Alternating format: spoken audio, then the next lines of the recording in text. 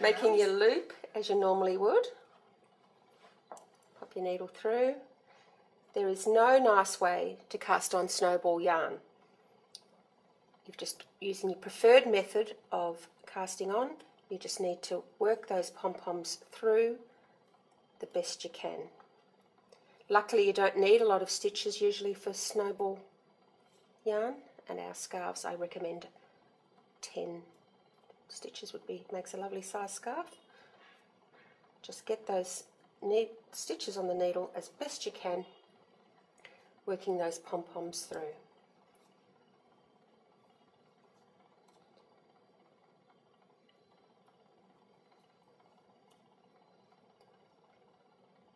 Eight, 9, 10. There you go, we've got our stitches on the needle, but as you can see that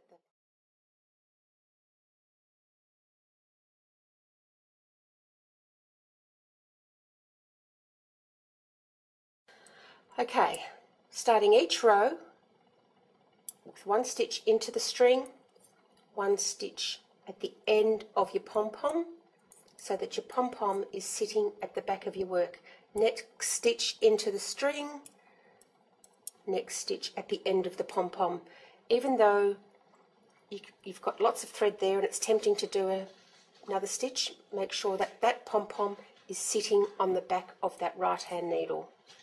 Next stitch, one stitch into the space, next stitch at the end of the pom-pom.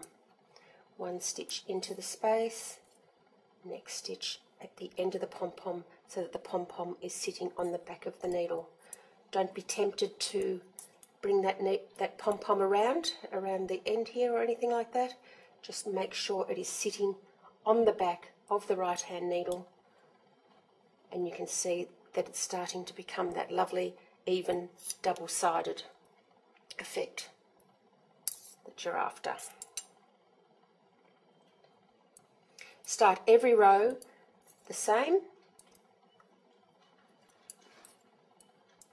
That way you get a nice neat edge.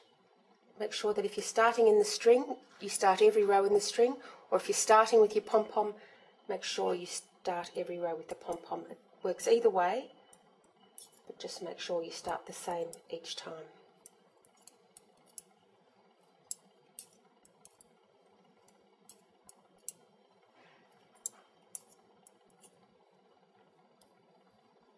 Don't be tempted to let that pom-pom sneak around there. Even though you've got plenty of thread, force yourself to keep that pom-pom at the back of your work there.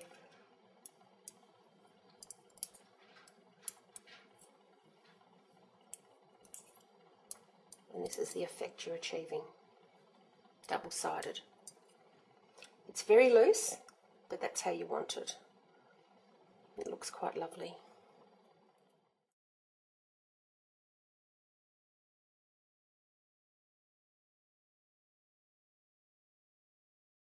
Casting off, just the same as knitting with the pom-poms. Every second one stays at the back. So casting on is much simpler and much more pleasant than casting on. Just a matter of keeping that pom-pom exactly as you have been during the knitting process at the back of the work, and you get a nice even cast off.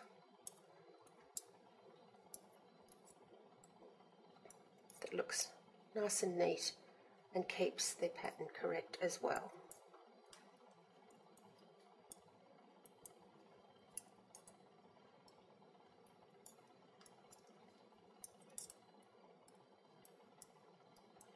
As for sewing in the ends, I recommend trimming your pom-poms down till they're thin enough to fit through a yarn needle, and then you just sew your ends through the same as you do with any other yarn. But you need to trim those pom-poms down with your scissors till they're quite thin without cutting the thread, so that they fit through a yarn needle, and then you can easily sew them back into your knitting as you do with any other knitting. And that's your finished effect.